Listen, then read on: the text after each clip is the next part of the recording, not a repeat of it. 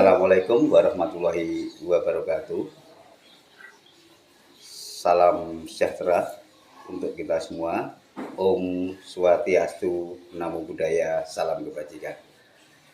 Anak-anakku kelas 7 yang saya banggakan. Perkenalkan, saya Bapak Enang Prihatmo. Dalam keseharian saya mengampu mata pelajaran bahasa Indonesia, tapi pada kesempatan kali ini saya ditugasi oleh sekolah untuk menyampaikan materi belajar efektif dalam MPLS tahun 2021 dengan materi belajar efektif. Semoga kita semua dalam keadaan sehat dan bahagia. Anak-anak yang saya banggakan, puji syukur kehadirat Tuhan Yang Maha Esa, Allah Subhanahu wa Ta'ala, kita panjatkan atas limpahan rahmatnya yang mana pada kesempatan ini kita bisa berkomunikasi dengan daring dalam satu rangkaian acara masa pengenalan lingkungan sekolah atau MPLS SMP Negeri 2 Sukoharjo. Baik, kita mulai materi kita yang akan saya bawakan dengan tema belajar efektif. Apa itu belajar? Belajar adalah suatu proses yang dilakukan oleh setiap individu untuk mendapatkan informasi, untuk mendapatkan pengetahuan. Sehingga pengetahuan itu nanti mampu merubah perilaku diri ke arah yang lebih baik. Kenapa harus belajar? Karena belajar merupakan kebutuhan dan kewajiban setiap manusia, dalam hal ini peserta didik kalian semua. Tidak mengenal waktu, tidak mengenal usia, belajar tentunya dibutuhkan oleh semua manusia. Anak-anakku, belajar efektif adalah bagaimana kita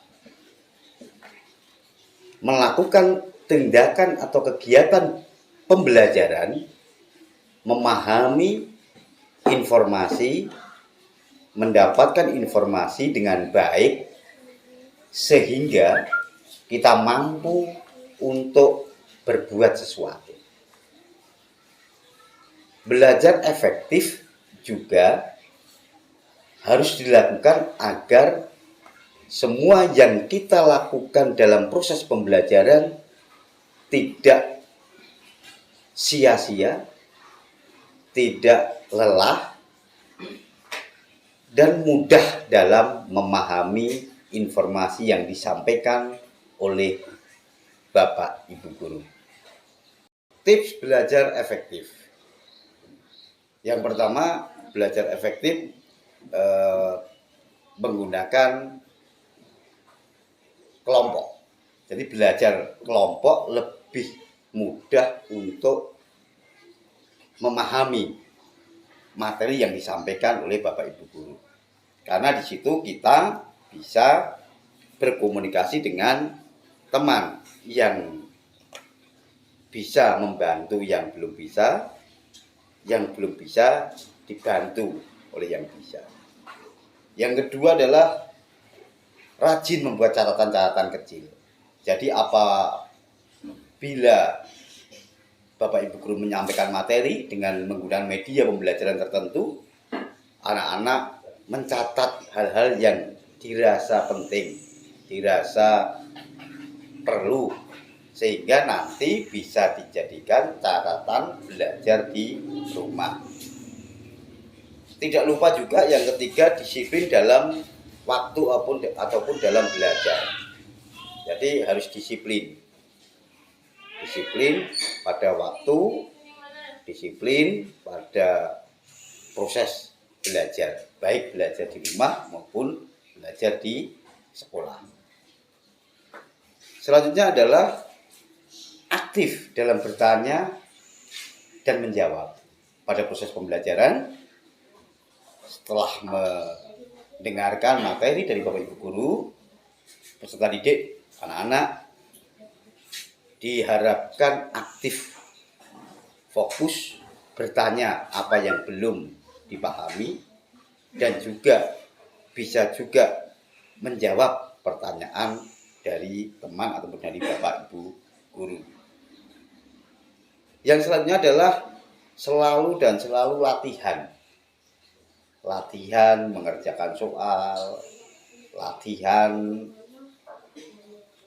mencari jalan keluar masalah dalam mapel tertentu yang dipelajari dan lain sebagainya. Jadi harus dilakukan pembiasaan dan latihan di dalam proses belajar. Dan yang selanjutnya, anak-anak sekalian, selain kita melakukan tindakan pembiasaan, yaitu kita melakukan kegiatan yang namanya belajar mengerjakan soal-soal latihan. Jadi penting itu belajar untuk mengerjakan soal-soal latihan. Ya. Anak dalam belajar, anak-anak harus mempunyai gaya belajar masing-masing. Antara satu dan yang lainnya tentunya berbeda. Karena gaya belajar itu ditentukan oleh diri sendiri. Apa saja? Macam-macam gaya belajar. Berikut. Gaya belajar yang pertama adalah gaya belajar visual. Yang tahu adalah anak-anak sendiri. Apakah kamu suka mencoret-coret ketika bicara? Apakah kamu berbicara dengan cepat? Apakah kamu lebih suka dalam mengamati gambar atau mengamati tulisan, membaca, dan lain sebagainya. Yang kedua adalah gaya belajar auditorial. Apa kamu anak-anak itu suka berbicara sendiri? Apakah anak suka berceramah, berpidato, atau lebih suka berbicara daripada menulis? Nah, di sini adalah auditorial. Terus selanjutnya adalah gaya belajar kinestik, yaitu apakah kamu berpikir lebih baik ketika kamu bergerak atau berjalan? Apakah kamu banyak menggerakkan anggota tubuh ketika berbicara?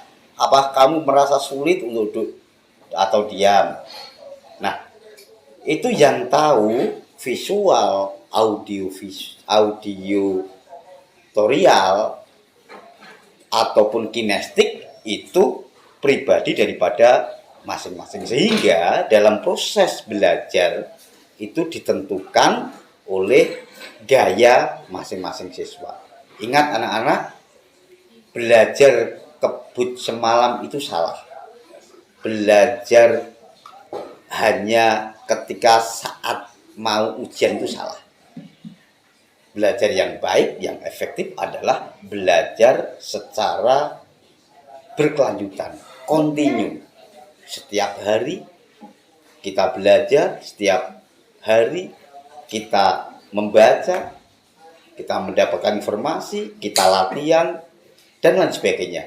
Sehingga otak yang ada pada diri kita ini selalu bekerja, selalu mengingat apa yang sudah kita terima dari Bapak Ibu guru. Tidak kemudian kita paksakan hari Senin mau ujian, Sabtu mulai kita baru belajar, ujian Selasa, Senin malam Selasa baru kita belajar. Itu kurang efektif atau salah dalam proses belajar yang efektif. Proses belajar di era pandemi COVID-19.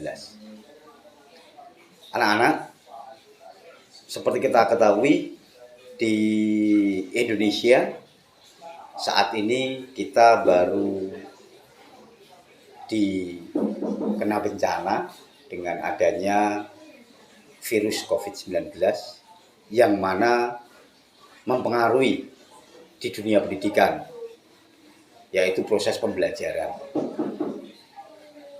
Seperti kita ketahui juga bahwa proses pembelajaran saat ini selama masa pandemi dilakukan dengan pembelajaran jarak jauh atau PJJ. Apa itu PJJ? Pembelajaran jarak jauh yang dilakukan oleh guru dan siswa untuk mengganti kegiatan tatap muka, pembelajaran tatap muka di sekolah. Walaupun di era pandemi dengan PJJ, pembelajaran jauh, Bapak harapkan anak-anak tetap seperti halnya belajar di sekolah. Dari aktivitas pagi, belajar, sampai siang, istirahat, dan malamnya belajar di rumah. Walaupun belajar pada saat pagi hari itu yang menerima pembelajaran jarak jauh dari Bapak Ibu guru, bisa ada yang menggunakan Google Classroom, ada yang menggunakan Edmodo, ada yang menggunakan Zoom, dan lain sebagainya. Itu selalu kita juga, anak-anak juga harus memperhatikan dengan baik. Tidak mengurangi esensi daripada pembelajaran. Tidak mengurangi arti sekolah.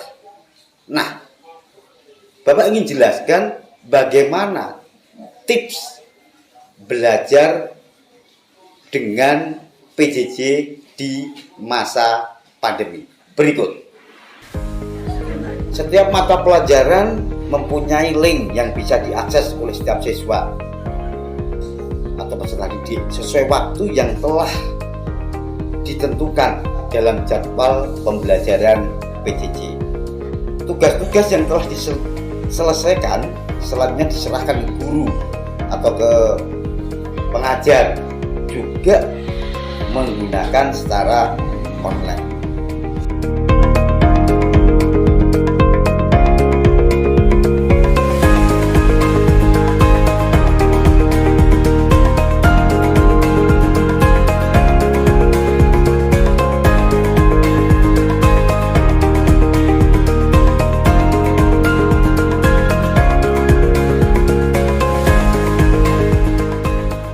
Yang selanjutnya adalah anak-anak harus mengerjakan dengan disiplin, tidak menunda waktu. Kalau itu jadwalnya jam 8, link sudah dibuka, maka anak-anak harus membaca, memperhatikan, membuka link tersebut, dan apabila mendapatkan tugas dari Bapak Ibu guru, segera saat itu juga dikerjakan dan dikirimkan. Walaupun dari Bapak Ibu guru biasanya itu ada jeda waktu sampai sore hari atau sampai malam hari untuk mengirimkan online tugas daripada anak-anak. Tapi anak-anak jangan gunakan itu. Yang lebih efektif adalah anak-anak segera kerjakan dan segera kirimkan. Intinya adalah walaupun belajar di rumah, tetapi seperti halnya melakukan belajar di sekolah. Selain itu juga anak-anak dalam pembelajaran online, karena ini melalui online PJJ, Bapak Ibu guru mengharapkan anak-anak juga mencatat, merangkum apa yang sudah disampaikan Bapak Ibu guru dalam buku catatan. Sekali lagi, seperti halnya pembelajaran di sekolah, ketika anak-anak di sekolah itu Bapak Ibu guru menyampaikan materi, anak-anak mencatat. Di dalam PJ juga demikian, mencatat di buku catatan, sehingga nanti ketika mau ujian, anak-anak bisa mengulang kembali catatan, rangkuman dari materi yang sudah dikirimkan guru melalui online. Berikutnya adalah atur waktu sebaik mungkin. Nah, ini manajemen waktu. Karena dipercayakan dalam PJJ ini betul-betul dipercayakan kepada siswa dan orang tua. Bapak Ibu guru tidak bisa mengawasi secara fisik. Kalau di kelas kan bisa mengawasi secara fisik. Kalau di rumah dalam PJJ betul-betul dipercayakan bahwa materi ini telah sampai kepada peserta didik dan peserta didik bertanggung jawab atas dirinya sendiri yang dibantu orang tua mengawal anaknya menerima materi, anaknya mengirim tugas dan lain sebagainya. Sehingga esensi daripada belajar itu tidak sia-sia, artinya tercapai bahwa dengan PJ tidak mengurangi daripada arti pembelajaran. Selanjutnya adalah anak-anak harus tetap menjaga protokol kesehatan. Ini yang penting, yang terakhir. Karena apa? Karena di kegiatan PJJ anak-anak dibutuhkan konsentrasi yang lebih, fokus melalui media pembelajaran, melalui online anak-anak harus fokus dalam menerima materi dari guru. Sehingga anak-anak harus betul-betul menjaga kesehatan. Dalam konteks pandemi ini, protokol kesehatan dilaksanakan dengan baik. Kurangi aktivitas ketika yang tidak penting, betul-betul di rumah. Artinya di rumah ini tidak libur, tapi di rumah ini adalah belajar. Belajar dan belajar. Demikian anak-anak materi dari saya dalam MPLS kali ini dengan tema belajar efektif. Semoga bermanfaat dan menambah wawasan kita semua. Dan Bapak berharap dalam kondisi pandemi seperti ini anak-anak senantiasa sehat dan tetap semangat dalam belajar. Berdoa pada Tuhan Yang Maha Esa, Allah Subhanahu wa Ta'ala, agar kita semua terhindar dari virus COVID-19 ini. Bapak ucapkan selamat bergabung di SMP Negeri 2 Sukoharjo. Sekarang sudah naik tingkat dari SD ke SMP.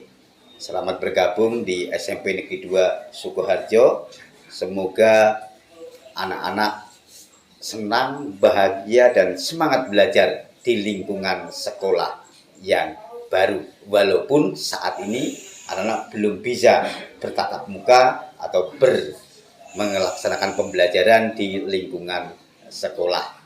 Namun senantiasa berdoa untuk masa depan kita, masa depan anak-anak yang lebih baik, lebih cerah. Sehingga proses ini di sekolah yang baru ini, di SMP Negeri 2 Sukoharjo ini, bagian dari sebuah proses anak-anak untuk menggapai cita-cita. Demikian. Assalamualaikum warahmatullahi wabarakatuh.